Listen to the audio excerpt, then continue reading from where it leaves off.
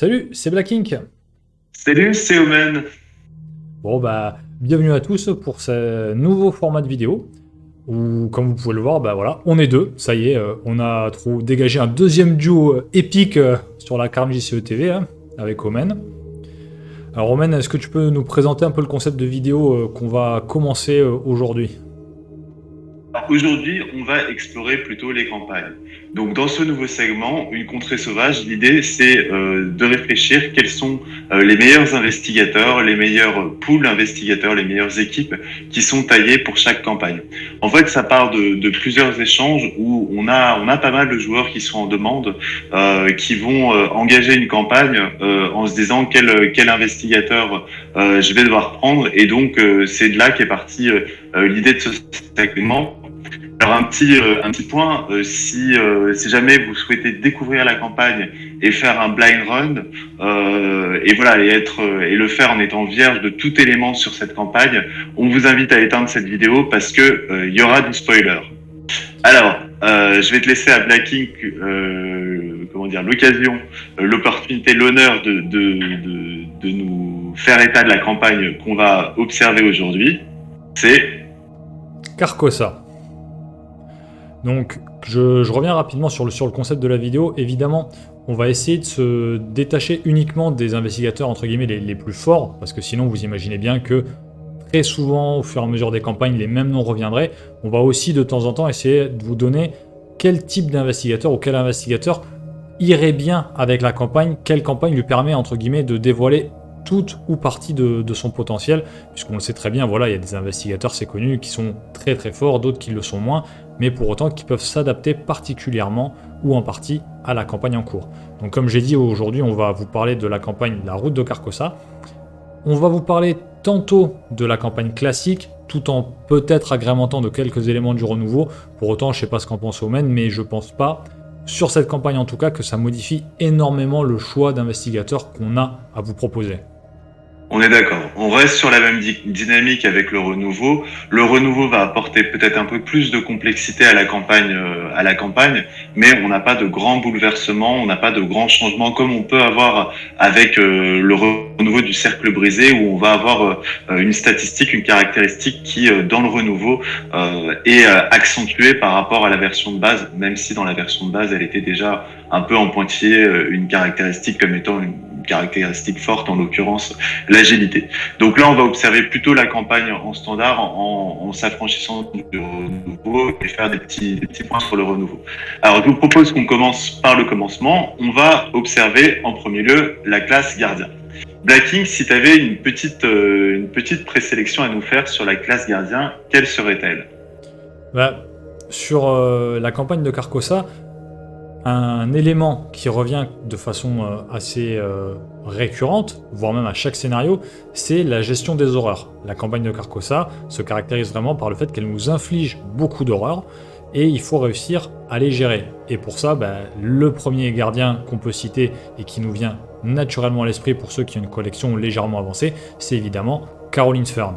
Cette fameuse gardien, du coup, comme je l'ai dit, qui arrive un peu tard, qui arrive avec le cercle brisé, qui est assez à contre-courant, hein, comme on peut le penser avec Omen, du gardien de base, entre guillemets, puisqu'elle n'est pas tant faite pour combattre, mais quand même plus pour enquêter, et il y a notamment sa capacité spéciale qui lui permet de gérer, de guérir les horreurs de façon assez optimale.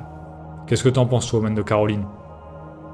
Alors Caroline, moi, ça me paraît être un bon choix. En fait, Caroline, elle va incarner la deuxième facette de la classe gardien. On a des gardiens qui sont sur le combat, bien sûr, mais qui sont aussi sur le soin et sur la protection, troisième facette. Et donc, Caroline Fern va être vraiment l'investigatrice du soin et l'investigatrice du soin d'horreur. Alors, elle a des règles de construction de deck qui lui permet d'intégrer des classes chercheurs, des cartes de la classe chercheur, et des cartes de la classe mystique en nombre assez important, ce qui lui permet aussi de se débrouiller en enquête. Alors moi, j'ai par contre un petit souci avec Caroline, c'est que je trouve dommage, elle a un petit nerf statistique. Elle a la somme de ses statistiques qui fait un total de 11. Et je ne sais pas pourquoi, est-ce que les designers nous ont nerfé cette pauvre Caroline, qui déjà a un rôle de soin, d'accord, mais qui va avoir, quand elle soigne pas, un rôle d'enquête et qui va avoir un accès assez, quand même relativement limité aux cartes pour enquêter. Pourquoi est-ce qu'on lui a on l'a en plus pénalisé au niveau de ses statistiques? Pourquoi est-ce qu'on lui a pas mis 4 en volonté, par exemple, ce qui aurait été franchement utile pour l'ensemble des campagnes? Mais Caroline me semble, enfin, personnellement, être un très bon choix pour Carcosa. Ouais, je reviens donc sur les stats de Caroline. C'est vrai que les stats en termes de compétences, elles sont limitées à 11. Par contre, c'est vrai qu'on peut signaler le fait que ses stats de points de vie et de santé mentale font 15.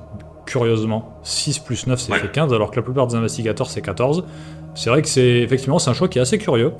Mais pour autant, voilà, le fait d'avoir 9 en santé mentale aussi va lui permettre, elle, d'absorber un maximum d'horreur. Et puis voilà, il y a quand même des particularités dans cette campagne. Il y a la fameuse poursuite de l'étranger, où vous avez des tests en intelligence qui peuvent être plus ou moins importants et qui vous amènent à certaines différences au cours du dernier scénario. Et c'est vrai que Caroline, avec son 4 d'intelligence, quand bien même elle est gardien, va vous permettre, voilà, de réaliser plusieurs poursuites de l'étranger, qui est un peu le fil rouge de la campagne quelque part, hein. Ouais, ouais.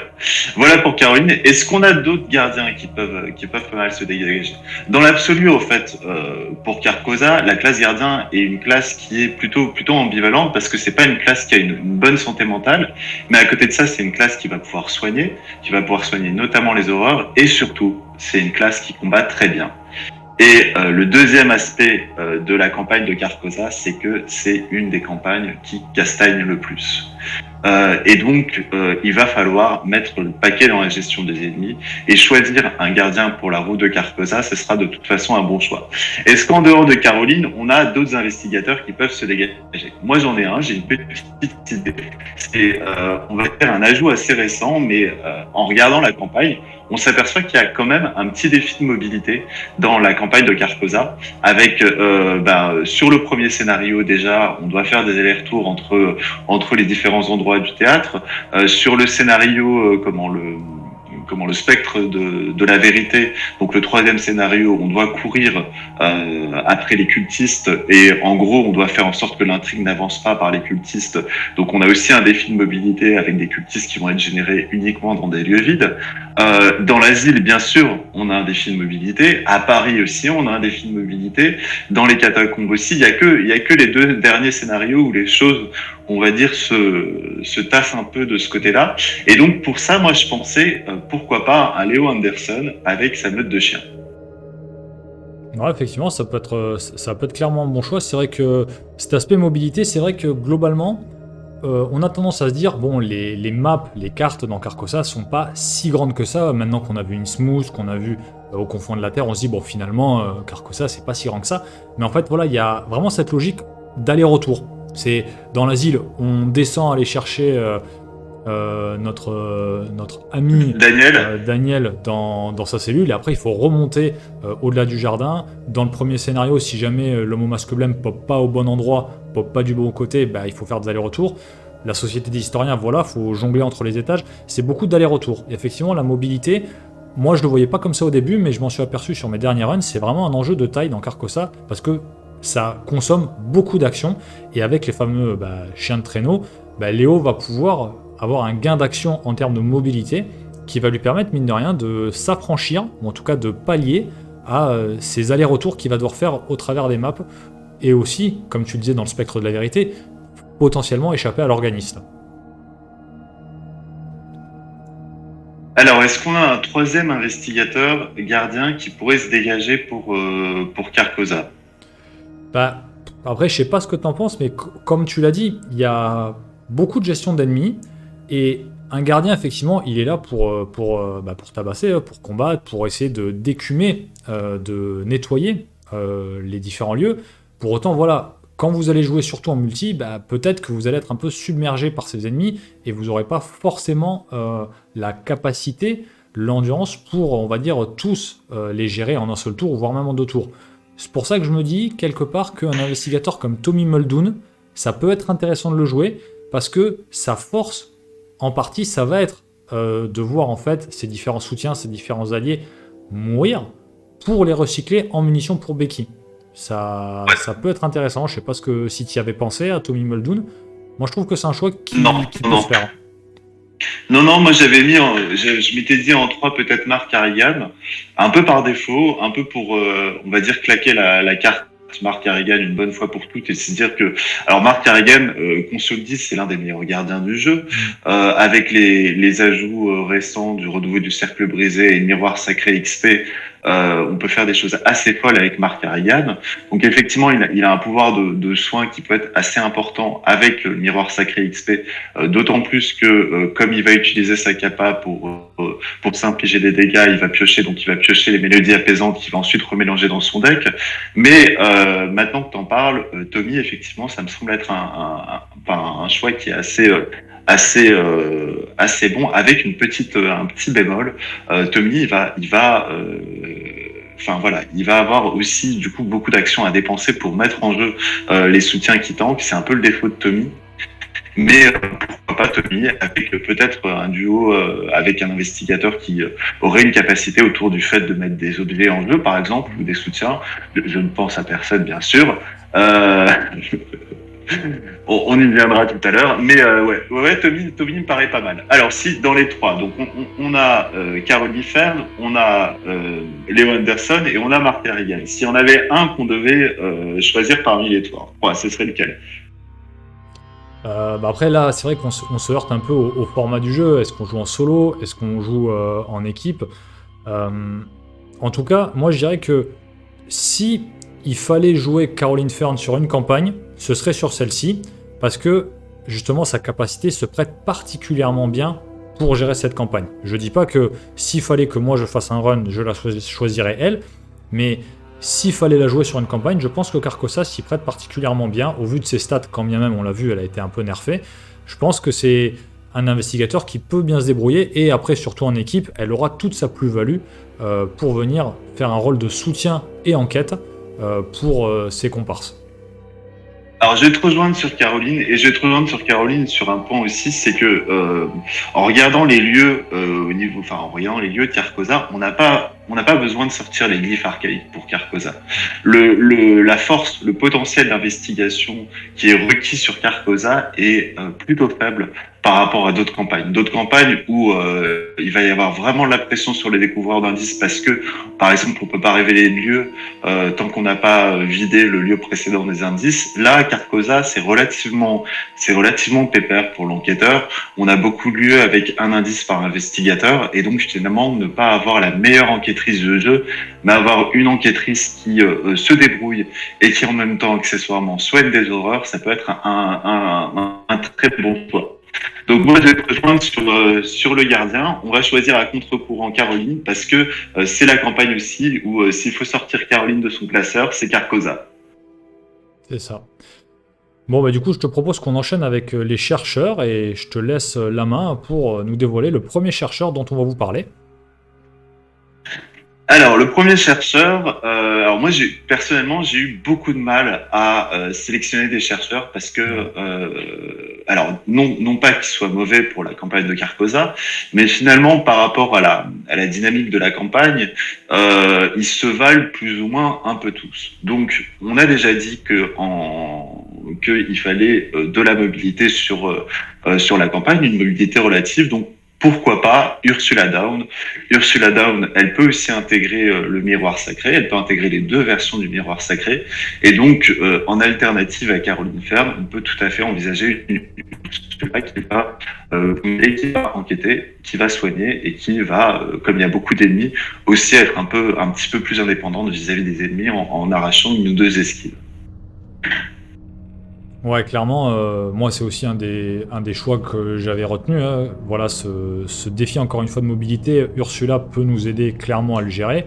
En plus, elle a quand même des stats qui se prêtent particulièrement bien à la campagne. Encore une fois, cette intelligence à 4 va lui permettre non seulement d'enquêter, mais de potentiellement faire les tests pour la poursuite de l'étranger. Les 4 en agilité vont lui permettre de fuir des ennemis si jamais le gardien, ou en tout cas le combattant de l'équipe, est pas en mesure de le faire à ce tour-ci, voire même en solo, hein, pourquoi pas. Ça peut très bien se faire. Attends, je t'arrête, tu prends une horreur, t'as dit à ce tour. À ce tour, non mais j'y crois pas. Comment il va me baiser? Comment il va m'avoir? Non, je dirais, si je devais parler de celui dont on ne prononce pas le nom, je dirais Psycho. Ouais, donc, non, globalement, franchement, c'est une investigatrice qui, pour moi, fait vraiment sens dans cette campagne. Et notamment, souvent, on lui reproche un pool de cartes reliques un peu trop limité. Mais là, en l'occurrence, effectivement, avec le miroir sacré, bah, ça vient quand même bien aider, bien donner un plus pour Ursula au cours de cette campagne. Alors, pour ma part, si en deuxième position derrière Ursula, j'avais pensé à Joe Daimon. Alors le choix peut paraître un peu tiré par les cheveux, un peu capillotracté comme on dirait. Mais bon, on l'a dit, il y a beaucoup d'ennemis à gérer. Et Joe Daimon, mine de rien, il a quand même 4 en intelligence et 4 en force. Donc des compétences fortes et disons actives, offensives pour avancer dans le jeu. La force pour se défendre par rapport aux ennemis et l'intelligence pour continuer à avancer au niveau des indices. Donc je pense qu'il pourrait quand même bien tirer son épingle du jeu. Et si on en vient à des points spécifiques de la campagne de Carcosa, c'est la campagne qui a inauguré l'arrivée des cartes dites cachées. Ces fameuses cartes que vous piochez dans le deck rencontre et que vous ajoutez à votre main. Ces cartes, c'est un handicap par rapport à la taille de la main de l'investigateur, puisque notre taille de main est de 8, voire peut-être de moins, parce qu'il y a des cartes traîtrises qui réduisent la taille de notre main au cours de cette campagne. Et du coup, ça peut venir handicaper des investigateurs, comme par exemple des investigateurs comme Harvey Walter. Ces cartes supplémentaires dans la main vont être comptabilisées pour sa faiblesse. Donc là-dessus, Joe, à mon sens, n'a pas cette difficulté en termes de faiblesse. Si vous voulez jouer un Joe avec une taille de main conséquente, ces cartes cachées vont être bénéfiques. Alors évidemment, selon les effets, vous n'allez pas vouloir les garder, mais au-delà de ça, en fait, le deck Perspicacité de Joe Daimon lui permet, entre guillemets, de s'affranchir en partie de ces cartes cachées. Celle-ci, si vous en avez plein dans la main, ça va vous dynamiter un peu votre main, mais vous aurez toujours votre carte dans le deck Intuition, qui pourra être jouée. Et encore une fois, si vous regardez la vidéo que j'avais faite sur la recherche ésotérique de Joe Daimon, si vous respectez certains critères pour la construction de son deck Intuition, celui-ci va être vraiment très efficace, que ce soit en termes de recherche d'indices, que ce soit en termes de mobilité. Et on a là, évidemment, 2 piliers pour réussir la campagne, cette mobilité avec ses allers-retours et le fait de découvrir des indices, quand bien même on aurait beaucoup de cartes cachées en main. Qu'est-ce que tu en penses, Omen ? Je pense que c'est un chemin qui est pas mauvais, d'autant que on a des cartes qui sont un peu classeurs et qui peuvent s'intégrer dans le deck Perspicacité, raisonnement logique notamment, et qui peuvent en plus apporter une utilité, un complément de soin. Joe, il a aussi accès à la classe gardien. Qui peut aussi tout à fait, on peut l'envisager comme étant aussi dans un rôle d'enquête de soins dans l'esprit de Caroline, avec le miroir sacré, avec des événements qui ont le trait perspicacité et science et qui permettent de soigner. Pourquoi pas Joe Daimon ?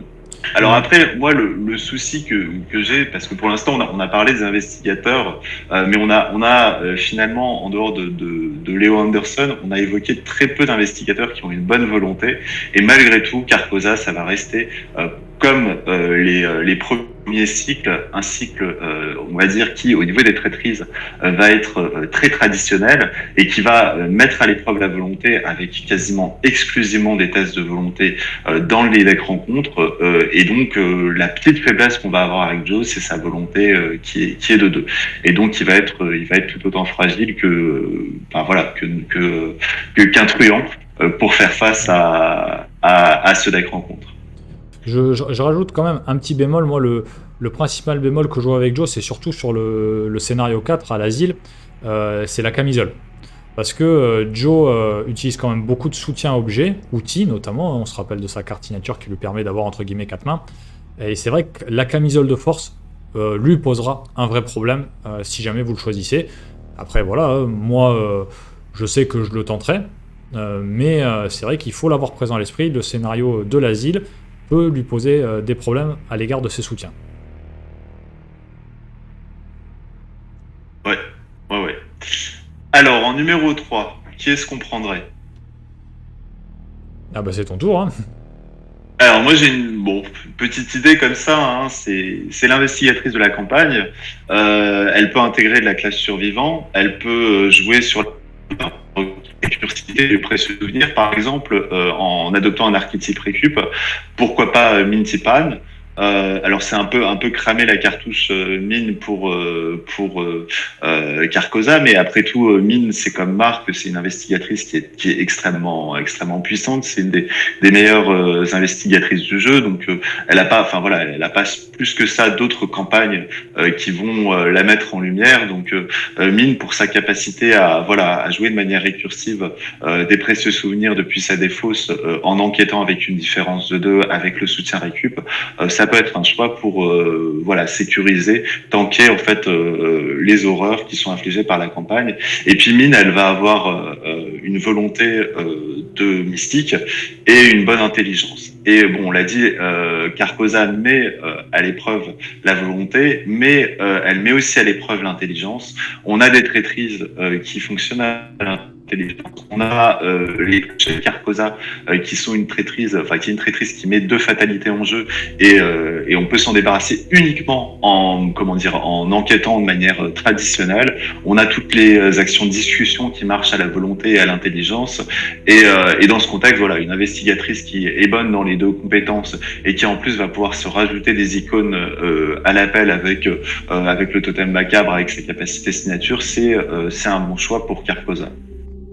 Ouais, je précise, là, les spires de Carcosa, c'est vraiment une carte traîtrise qui est là pendant quand même pas mal de scénarios, et c'est une action sur la carte traîtrise spire de Carcosa, ce qui fait que c'est une action d'enquête sur cette carte-là. Vous ne pouvez pas enquêter autrement, vous ne pouvez pas avoir un mystique qui le fait au travers de la volonté en utilisant son 6e sens, vous ne pouvez pas utiliser le nécessaire empreinte digitale, vous êtes obligé d'utiliser l'action de la carte, ce qui du coup nécessite obligatoirement d'avoir une stat en intelligence assez élevée, sinon vous n'allez pas y arriver.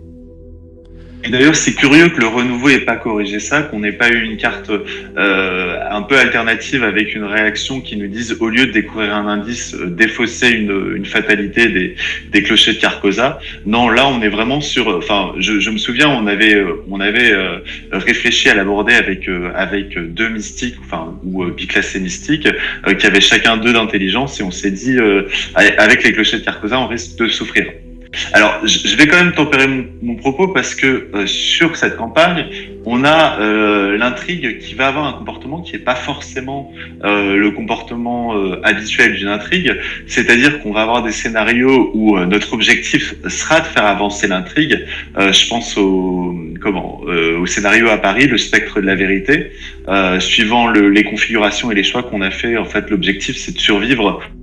On a intrigue immense. On a l'avant-dernier scénario sous les étoiles noires où aussi on a une intrigue qu'on doit faire avancer. On a un système d'intrigue concurrente et donc je me demande dans quelle mesure ces clochers de Carcosa ils sont pas sur ces scénarios où finalement l'intrigue avance un peu bizarrement. On a aussi le premier scénario où on a une intrigue qui est récursive et dès lors qu'on arrive à battre l'émissaire du roi, on recule au niveau de l'intrigue et donc les clochers de Carcosa finalement leur impact est reste relativement limité. Ils peuvent être gérables avec des investigateurs qui n'ont pas forcément l'intelligence qu'il faut. On va passer au truand du coup. Ouais. Alors en truand, je vais commencer. Toujours en fait dans cette optique de mobilité, moi sur mes dernières réflexions, je me suis dit en fait que Monterey Jack ce serait pas mal. Alors évidemment, en termes de volonté, on est plus bas que terre, mais bon, en même temps, on est chez les truands, donc là, faut pas s'attendre à quoi que ce soit de fou. C'est clair que sur cette campagne, jouer des truands, je pense que c'est particulièrement compliqué, mais Monterey Jack, on l'a vu avec les confins de la Terre, il a une mobilité incroyable, franchement, il trace la glace, en l'occurrence, dans sa campagne d'origine. Et en plus, il a quand même sa stat d'intelligence à 4, ce qui, encore une fois, on l'a déjà dit, va lui permettre d'avancer, d'enquêter sans trop de soucis. Son agilité à 5 va lui permettre d'échapper quand même pas mal aux ennemis qui vont bien. Il a son fouet pour les gérer s'il le faut. Franchement, il pourra largement tirer parti de cette mobilité, qui plus est, avec son pool de cartes, il pourra prendre... Parmi elles, par exemple au début, établir des connexions. ou une fois qu'il aura avancé au fil de la campagne, déchiffrer la réalité. On sait que cette carte, clairement, sur le dernier scénario de Carcosa, est très utile, et Monterrey Jack pourra l'utiliser à bon escient, voire même sur les scénarios d'avant, au fur et à mesure qu'il va, on va dire, passer à travers l'ensemble des lieux de la campagne. Montreux, c'est une bonne idée. Alors moi, d'une manière générale, et pourtant la classe truand est ma classe préférée, j'ai presque envie de rhabiller tous les truands pour Carcosa parce que c'est vraiment pas une classe qui est adaptée à la campagne. Alors d'abord parce que c'est une classe qui est fragile. Malgré tout, il y a eu des apports récents qui corrigent ça, mais et puis je vais en parler, mais c'est une classe qui est fragile, c'est une classe qui n'a pas la volonté nécessaire, et c'est une classe qui a une très bonne agilité. Et dans la route de Carcosa, s'il y a bien une statistique qui est inutile, c'est l'agilité. On a une traîtrise qui fonctionne à l'agilité, et si on la rate, je crois, on défausse cartes, on défausse X cartes du dessus du deck rencontre, et s'il y a un Biyaki, on le pioche. Enfin, ça reste quand même relativement gérable. Donc c'est une campagne où l'agilité est complètement inutile en dehors du fait de temporiser les ennemis et de se dégager d'un ennemi pour aller enquêter. Et donc on a 4 points de statistiques qui vont être gaspillés sur une statistique inutile au lieu d'être réemployés sur les 3 statistiques vraiment utiles pour la campagne, vraiment utiles pour répondre aux traîtrises, gérer les ennemis, assurer les discussions et découvrir les indices. Et donc voilà, les truands sont pas forcément, c'est pas forcément la meilleure classe. Du coup, si je devais choisir un truand le plus adapté pour la campagne, je choisirais, et je craquerai la carte tout de suite, je choisirais celui qui a le moins d'agilité, c'est-à-dire Tony Morgan, et justement qui va pouvoir jouer ce rôle de gestion des ennemis. En plus, Loni, il peut intégrer donc un combo le Nivest qui permet de lui assurer un soin d'horreur en continu. Il y a un combo un peu plus récent avec l'épaisse fourrure, les fourrures épaisses, pardon, où là on peut même accentuer parce qu'on peut annuler des pions avec des symboles pour enclencher un soin de Lonnie Rittner. Enfin moi j'ai fait une campagne où Tony avait un rôle de tank pour un truand, donc c'est assez paradoxal sur Carcosa. Et bon, on est mort, on a perdu à l'asile, mais c'était pas parce que Tony avait été défait par les horreurs, quoi. On a perdu comment il balance l'autre investigateur. Alors c'est pas de ma faute, c'est toi. T'as pas assez bien enquêté, franchement. Je sais pas qui c'était, mais bon. Non, je pense qu'on a été collectivement mauvais sur ces 2 runs où on n'a pas eu de chance, je sais pas. On a tiré un nombre assez critique d'échecs automatiques et systématiquement sur le même scénario, le scénario qui balaye les investigateurs si on n'arrive pas à en sortir. Donc voilà, on a rangé Carcosa en se disant que on la referait plus tard quand on aurait un peu mieux de disposition. Donc moi je sélectionnerais Tony en truand, et pour le coup j'ai tendance à dire que tous les joueurs sont jouables pour toutes les campagnes, mais je écarterai le reste des truands parce que sauf si vous aimez souffrir, ou sauf si vous avez décidé de faire un run en facile, les truands sont vraiment pas adaptés pour la route de Carcosa. Voilà, après si je devais en donner un 3e, et encore une fois là je suis d'accord avec Omen, les truands sont clairement pas en odeur de sainteté à Carcosa, hein. Mais bon, je pense que Sefina pourrait faire un truc pas mal. Alors en solo peut-être, parce que voilà, on a Suggestion par exemple qui va lui permettre d'atteindre des sommets pour esquiver, mais surtout dans un rôle un peu de flex dans un trio, Sefina ça peut être pas mal. Je reviens toujours à cette question de mobilité. En tant que biclassée mystique, elle peut avoir les ouvertures de portail, et ça peut être un critère de mobilité différent mais qui sert à tout le monde. Elle en solo, elle a le voyage astral, ça peut aussi servir sur des scénarios clés comme l'asile. Si Sefina commence la partie en mettant une ouverture de portail dans l'aile ouest pour remonter rapidement de la cellule de Daniel, en fait vous gagnez au moins 1, 2, 3 mouvements. Et si chaque investigateur gagne 3 mouvements, ça fait quand même pas mal. Et on sait très bien que quand on sort de la cellule de Daniel, bon, c'est pas que on a les monstres qui commencent à tous nous coller au cul, mais pas loin, quoi. Donc, encore une fois, elle est pas optimale, loin de là. Mais par son big cassage mystique et par le fait qu'elle peut jouer ce rôle de flex, un peu de fuite, un peu d'enquête, mais aussi un peu de dégâts au travers des différents sorts mystiques, je pense que ça peut être un troisième investigateur pas inintéressant sur la campagne, surtout que voilà, elle a quand même un tank de 9 horreurs sur elle, c'est quand même très très bien. Ouais, pour une truand, c'est pas mal. Après, moi, sur Sefina, en fait, elle est bonne parce qu'elle est biclassée mystique. Donc, n'importe quel investigateur qui intègre des cartes de 0 à 2 mystiques est bon au même titre que Sefina. J'ai envie de dire quoi. Voilà, il y a pas. Enfin, pour le coup, Sefina, pour moi, elle a sa campagne où vraiment elle performe, où vraiment il y a aucune discussion à avoir. C'est la meilleure truand. Et sa campagne, c'est pas Carcosa. Après, s'il fallait prendre une truand, effectivement, c'est Fina pour cette raison, parce qu'elle tank les horreurs. Donc voilà pour la classe truand. On va passer en survivant. Moi, je vais commencer, puis je vais commencer par un choix qui est pas du tout conventionnel. Je vais commencer par choisir Bob. Parce que bon, alors Bob, c'est un investigateur moi que j'aime beaucoup, qui arrive, depuis qu'il est sorti m'a complètement émerveillé. Bob, il représente un peu tout ce que je rêvais de faire avec Preston sans pouvoir le faire. Et alors, ce qui est chouette avec Bob, bon, déjà, il a une intelligence qui est très bonne. Il va pouvoir gérer les clochers de Carcosa, il va pouvoir gérer la découverte d'indices.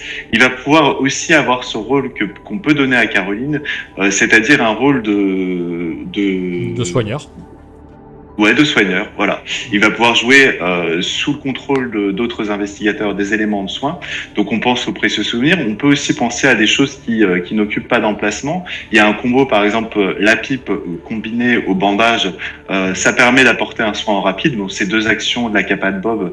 Mais voilà, finalement, Bob, il peut beaucoup utiliser ses actions, comme il peut voilà, ne pas tant les utiliser que ça. Ça dépend du rôle qu'il a. Si c'est le principal enquêteur, il va beaucoup les utiliser. S'il a un rôle plutôt support, il va plutôt les utiliser au profit des autres. Et dans ce contexte-là, voilà, Bob est un bon survivant dans le rôle à la fois que dans la niche de Caroline, c'est-à-dire enquête et support des gestionnaires d'ennemis et de toute l'équipe.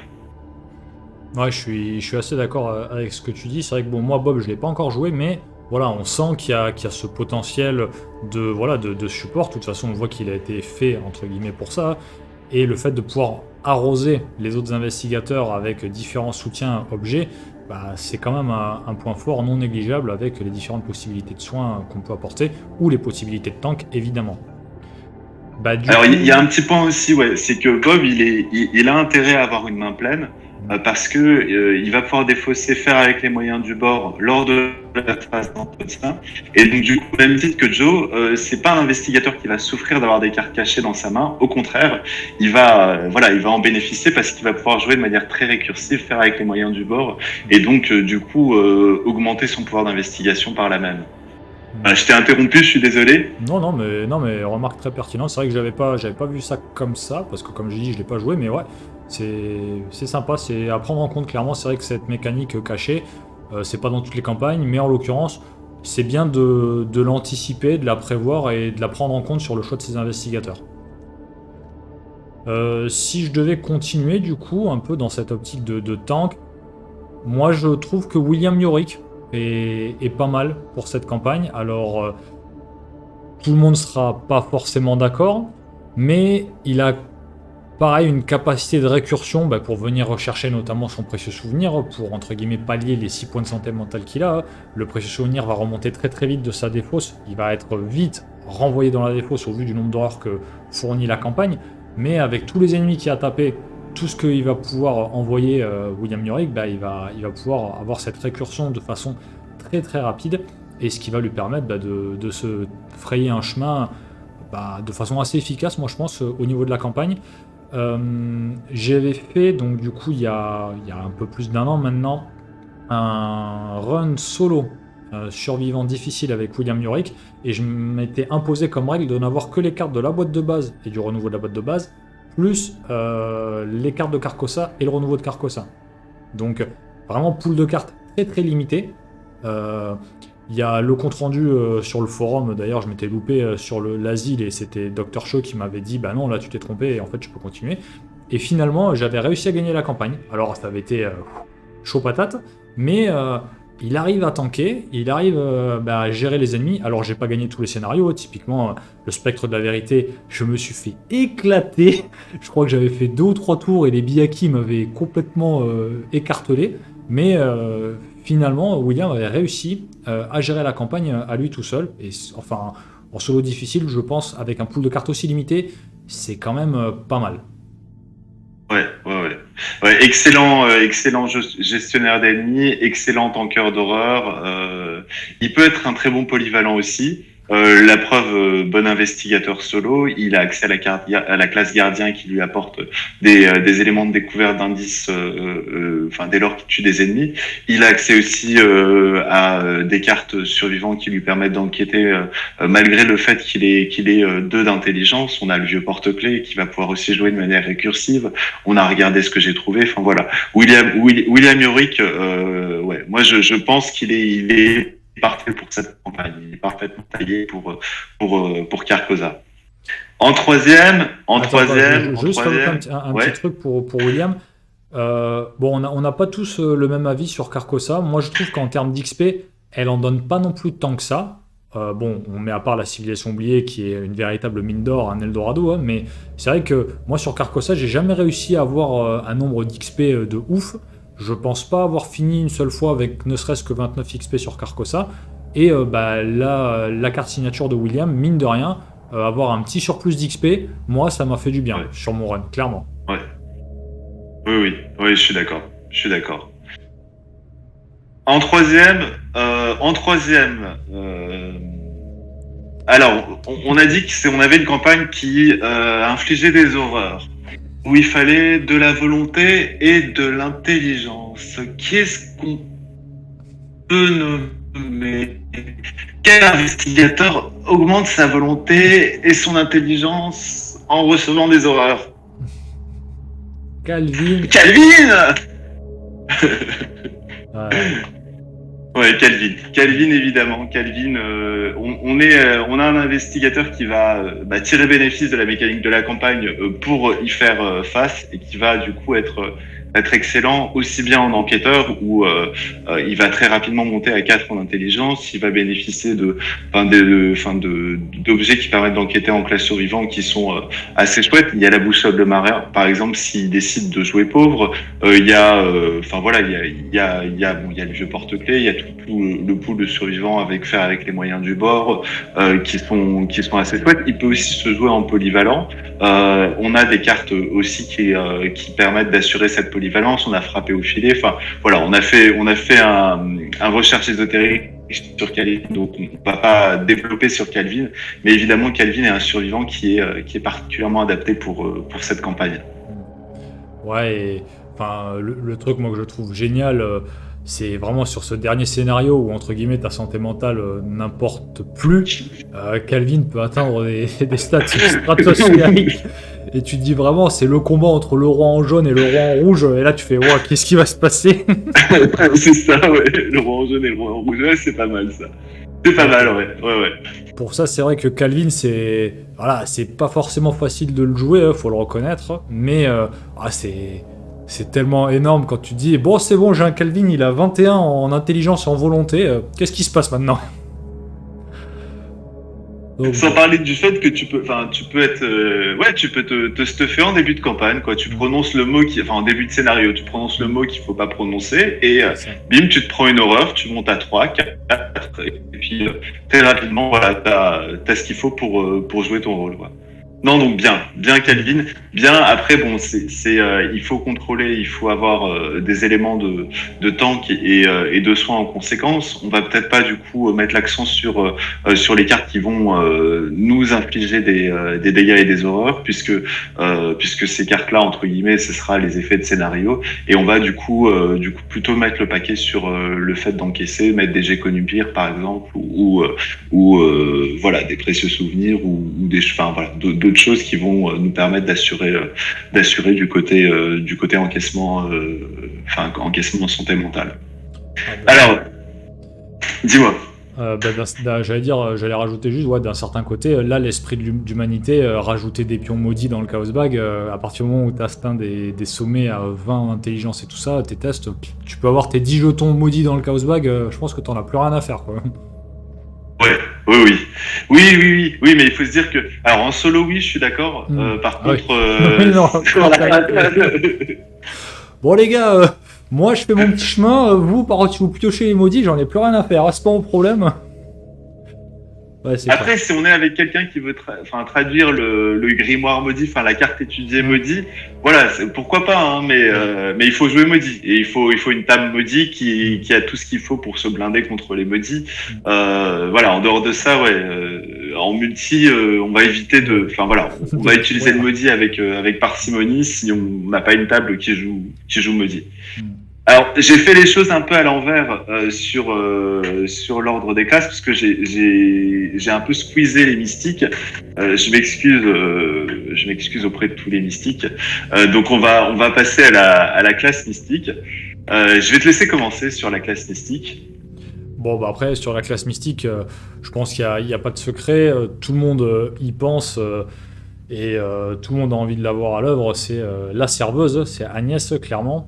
Puisque, encore une fois, on est sur une mécanique qui vient profiter des horreurs. Alors, non pas pour améliorer ses statistiques comme Calvin, mais voilà, la capacité d'Agnès est connue depuis la base de base.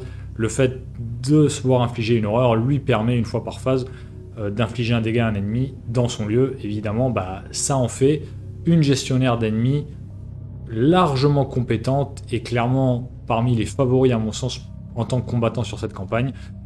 Il n'y a pas grand chose à dire sur Agnès. Elle a son pool mystique qui lui permet de cancel des éventuelles choses qui pourraient l'embêter sur la campagne. Elle a son pool survivant pour l'aider à tanker. Franchement, ça se fait super bien avec Agnès. Je pense qu'il y a peu de monde qui n'a pas voulu tenter de jouer Agnès pour rentabiliser les horreurs et encore une fois, rentabiliser entre guillemets le nom de celui dont on ne doit pas le prononcer, notamment sur le dernier scénario. Ouais, clairement, clairement. Et puis, je vais rajouter que la campagne de Carcosa, c'est une campagne qui distribue les horreurs un peu sur toutes les phases, et pas seulement sur la phase de mythe. On a, je sais plus, je crois que c'est les maniaques qui, quand elles nous engagent, nous infligent une horreur ou nous laissent le choix de prendre une horreur ou d'augmenter leur statistiques de force. Donc on va avoir voilà un étalement des horreurs infligées sur toutes les phases et donc un potentiel de dégâts pour Agnès qui va être assez considérable. Il faut après qu'elle trouve des moyens de se soigner, mais voilà, si on a voilà des moyens de se soigner, c'est bien en classe survivant avec Peter Sylvestre. Donc voilà, il y a des solutions pour Agnès et puis au pire elle a des copains qui vont la soigner volontiers. Voilà, on les a cités. Agnès en plus elle a une très bonne volonté, donc elle est pas comme tous les mystiques, mais elle est particulièrement adaptée pour cette campagne. Qu'est-ce que tu nous proposerais du coup en deuxième mystique? Alors, en deuxième mystique, moi j'ai pensé parce que on l'a dit précédemment, on a des scénarios où les intrigues ont des comportements un petit peu erratiques, un peu bizarres. On sait pas trop ce qu'il faut faire avec l'intrigue, il faut la faire avancer, enfin ou enfin voilà, donc elle peut reculer. J'avais pensé à Marie Lambeau. Parce que, prenons par exemple le spectre de la vérité, donc la version où notre objectif est de faire avancer l'intrigue. Les intrigues sur les cartes en jeu sont extraits au total des fatalités. C'est pas grave. Si au moment où on est sur le point de faire avancer l'intrigue, on peut défausser le soutien, il n'y a pas de souci. Je pense que s'il y a une campagne sur laquelle la dynamique de fatalité de Marie Lambeau est peut-être la plus atténuable et la moins dommageable, et donc sur laquelle elle peut tirer parti de sa mécanique de fatalité, c'est sans trop prendre de risques, c'est la route de Carcosa. En plus, Marie a une bonne volonté et une bonne intelligence, et on l'a dit, c'est les deux statistiques, c'est deux des trois statistiques fortes de la campagne. Ouais, et pour revenir du coup sur les fatalités, il y a aussi la société des historiens, hein, où effectivement, il y a une gestion des fatalités un peu particulière, puisque c'est X, une ou deux fatalités par investigateur, je sais plus. Donc autant en solo, effectivement, Marie atteindra très vite ce seuil-là, je crois que c'est 2 fatalités par investigateur, mais autant, voilà, si vous êtes sur une équipe de 3 ou 4, ça fait 6 ou 8 fatalités par investigateur. À partir du moment où vous avez un combattant qui va gérer les cultistes et empêcher du coup les fatalités d'augmenter via les cultistes, Marie, elle peut envoyer des fatalités sur ses cartes, typiquement avoir un David Renfield à 4 ou 5 fatalités, en fait, tant que les cultistes finissent à la fin du tour dans la tombe, elle va pouvoir bénéficier au taquet de ces différents effets via les fatalités. Ouais. Pour moi, si on devait en citer un troisième, et c'est vrai que moi aussi j'étais assez parti pour Marie Lambeau. Voilà un choix un peu compliqué, mais on peut citer Jim. On peut citer Jim parce que voilà, il joue sur les crânes et la campagne de Carcosa est la première campagne à avoir directement 3 crânes au sein du Chaos Bag, même en standard. Donc ça peut s'envisager. Alors voilà, Jim, c'est pas un investigateur qui fait rêver, c'est pas un investigateur que les gens apprécient particulièrement. Mais voilà, si il fallait le jouer sur une campagne, quand on a une collection, on va dire, qui va pas non plus jusqu'au dévoreur de rêve, par exemple, oui, pourquoi pas Jim. Alors ce sera pas un combattant de l'extrême ni un super enquêteur, mais ça peut être le troisième homme, un peu flex, qui peut faire autant, qui peut un peu toucher à tout, et profiter justement des différents pions crânes au cours de la campagne. Ouais, et puis alors d'autant plus qu'avec sa trompette, il peut soigner des horreurs des investigateurs quand les crânes sont révélés. Et puis moi je le trouve pas si mauvais que ça en enquête avec le 6e sens, la version 4XP, où il peut découvrir des indices 2 par 2 dans des lieux qui sont différents. Et dans une campagne finalement où on a une grande majorité de lieux qui ont un indice par investigateur, avoir quelqu'un qui peut découvrir des indices dans plusieurs lieux à la fois, ça peut être avantageux. Donc Jim, bon choix, ouais, pour Carcosa, oui, je partage totalement. On a fait le tour des classes.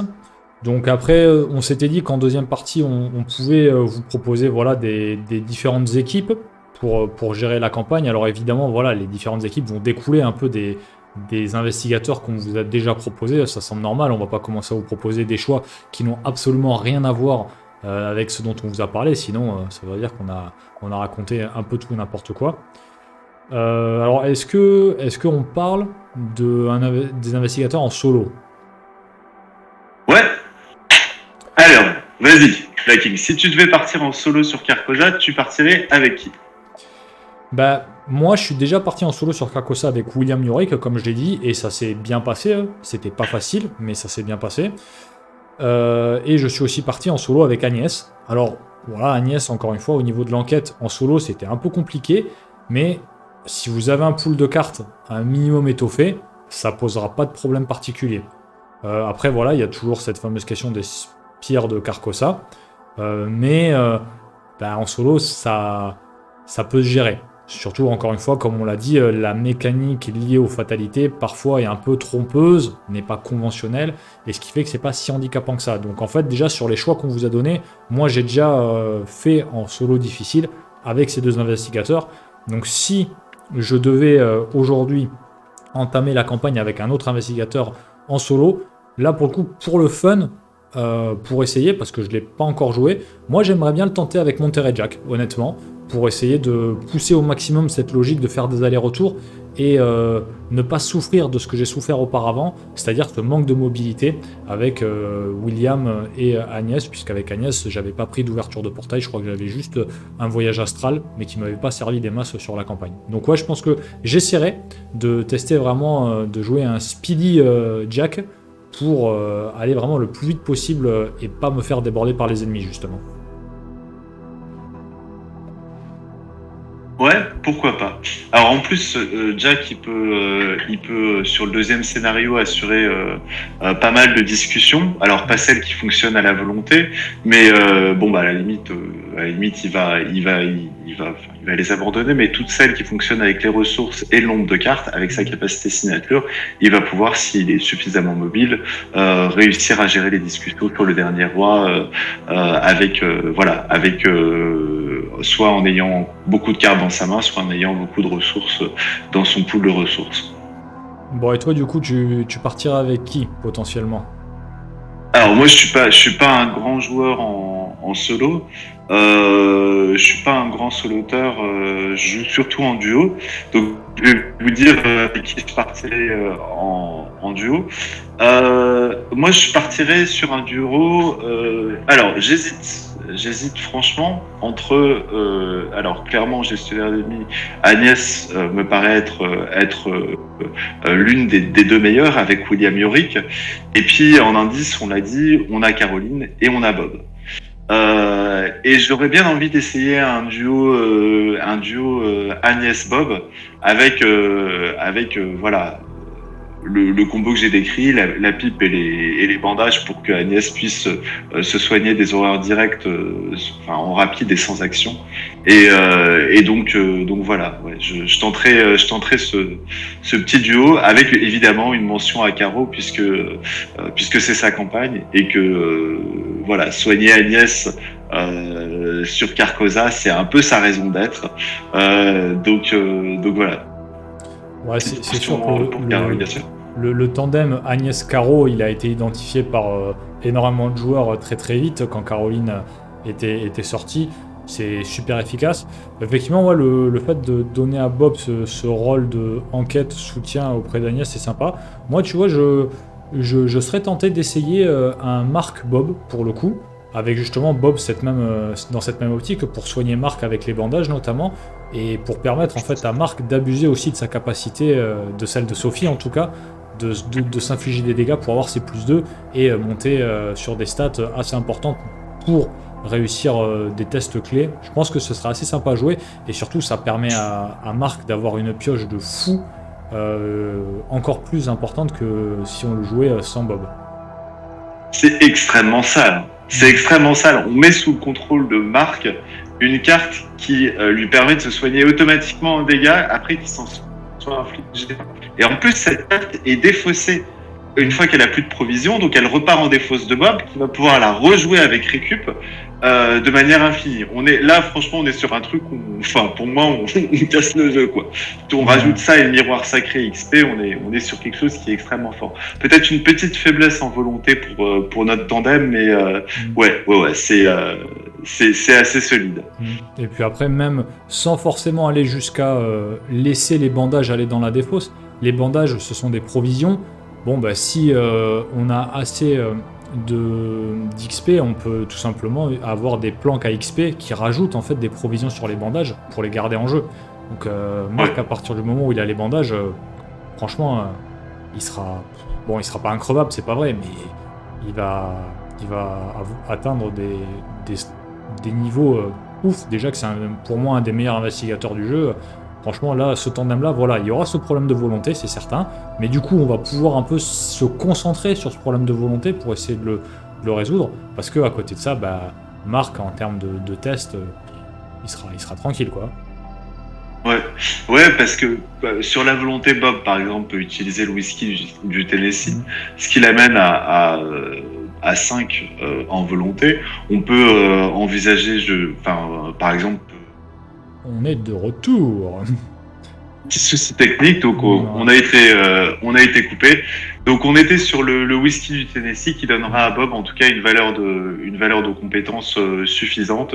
Et puis comme c'est le roi un peu du recyclage, Bob il va pouvoir aussi attribuer les tués à cigarette XP qui va recycler de manière récursive. En tout cas la version qu'il aura pas mis en jeu sous son contrôle et qu'il aura dans sa main, sa version excédentaire, il va pouvoir l'attribuer. Donc il va aussi pouvoir assurer sa volonté sur les avec ce combo sur Carcosa.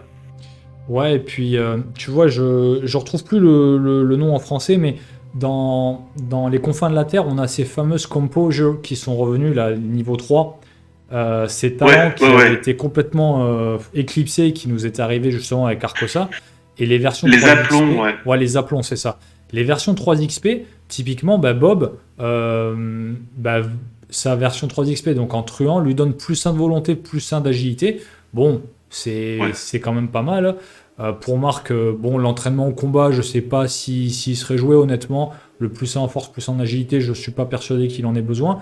Mais pour Bob, pour dépenser des ressources et se booster en volonté sur un test donné, ça peut se faire. Alors, je vais regarder un petit coup combien d'horreur elle tank. Elle en tank Euh, qu'une. Elle en tank qu'une. ouais. Hmm. Ouais, mais après Bob peut voilà mettre d'autres objets qui tankent des horreurs. On a bon. Alors après ça sature l'emplacement d'accessoires, mais on a un truc pour les truands, c'est pas grand chose. Hein, c'est la précieuse relique. Il y a deux versions, mais il y en a une qui permet pour à chaque fois qu'on réussit avec une différence de 2 de soigner une horreur sur la précieuse relique. Ça voilà, ça tank 3 horreurs accessoirement. C'est un petit peu pour l'instant, je pense que ça n'a pas encore été beaucoup joué, mais pour moi c'est une carte voilà.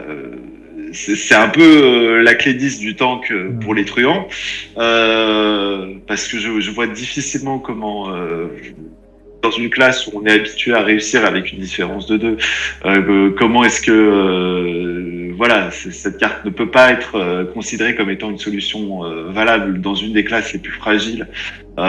Et donc Bob va pouvoir aussi à son niveau encaisser aussi en dehors des solutions qu'on a proposées précédemment. Ok, bah après on peut parler un peu d'un trio. Alors là, c'est plutôt moi là qui va être en retrait parce que c'est vrai que je joue allez, à 60% solo, 40% duo. Et par contre, c'est vrai que les parties en trio et quatuor, ouais, si j'en fais une tous les 6 mois, c'est peut-être le maximum. Bon, j'exagère peut-être un peu, mais c'est vrai que c'est pas très courant pour moi. Donc je vais te laisser la main là pour parler un peu des équipes aussi nombreuses et je rajouterai des opinions par la suite où je préciserai des choses. Donc, comme trio, tu verrais qui du coup? Sur le trio, sur Carcosa, bon, on va pas faire une redite de tous les investigateurs qu'on a cités, mais je pense que on va plutôt parler du dosage combat-enquête qu'on va y mettre. Et sur Carcosa, je mettrais plutôt des investigateurs combattants avec des solutions d'enquête. Donc on aurait deux combattants qui auraient une petite versatilité vers l'enquête et un enquêteur pur qui aurait une versatilité vers le soin. Donc typiquement on peut envisager un trio Agnès, William Yorick qui serait plus flex, plus versatile, et Caroline pourquoi pas, ou Mine, ou Bob, ou voilà, n'importe quel autre enquêteur. Là, dans le trio, en fait, le souci, ça va plutôt être de bien doser sa force, de pas prendre un flex qui est mauvais combattant ou qui est combattant correct. On va pas prendre Finn Edwards comme troisième homme. On va plutôt aller sur un troisième homme qui sera un bon combattant et qui aura des petites solutions d'enquête. Moi, j'avais joué Tony Morgan comme troisième homme et on n'a jamais été en difficulté sur la recherche d'indices. Il y avait des petites solutions d'indices, il y avait des preuves, il y avait des rapports de services de renseignement ponctuellement, mais en fait, mon Tony, il a essentiellement combattu, il a essentiellement allé en appui aux gestionnaires d'ennemis sur la gestion des ennemis. Et donc voilà, le trio pour moi c'est plutôt deux combattants avec un qui va tirer un peu sur l'enquête et un enquêteur pur.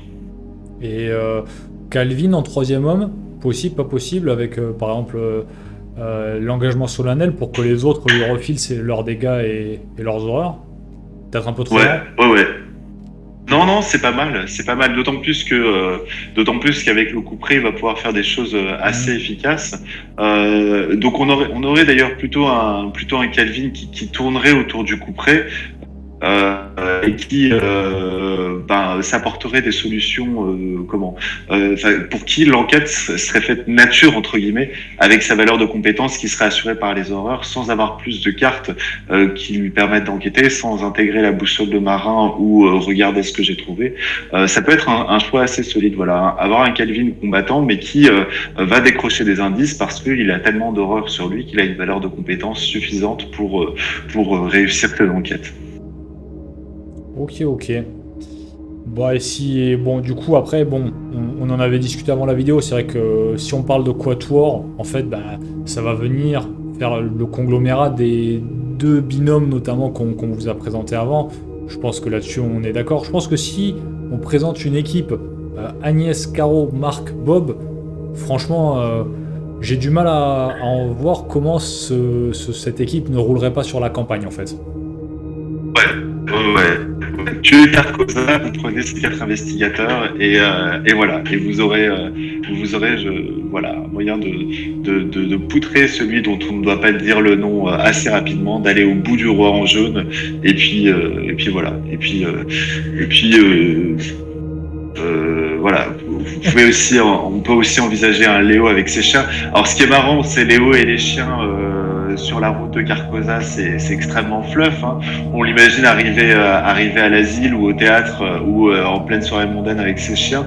En même temps, cette campagne, je dirais, elle nous a pas, voilà, c'est pas la campagne qui est caractérisée, qui est marquée par sa cohérence, et donc du coup faire un truc totalement incohérent sur Carcosa, comme amener des chiens dans les catacombes ou en plein milieu de Paris, ça à la limite en plein milieu de l'asile, ça peut être quelque chose d'intéressant. Bon, bah, je pense qu'on a fait, on a fait le tour, hein. Ça doit faire, bon, en termes d'enregistrement, on est à une grosse heure. La vidéo fera moins, c'est certain. On va couper au montage, mais bon, voilà, je pense que pour une première, c'est quand même assez sympa de discuter sous ce format-là, surtout à deux. Ouais, carrément.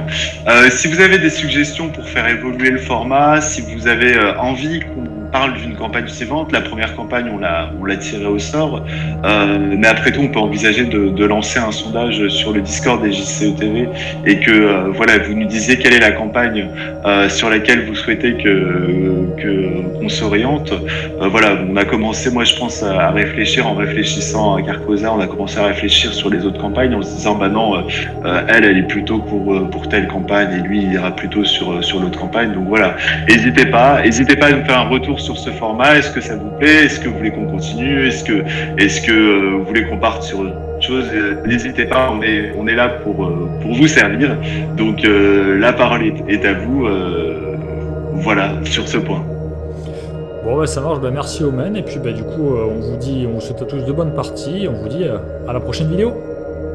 À la prochaine vidéo.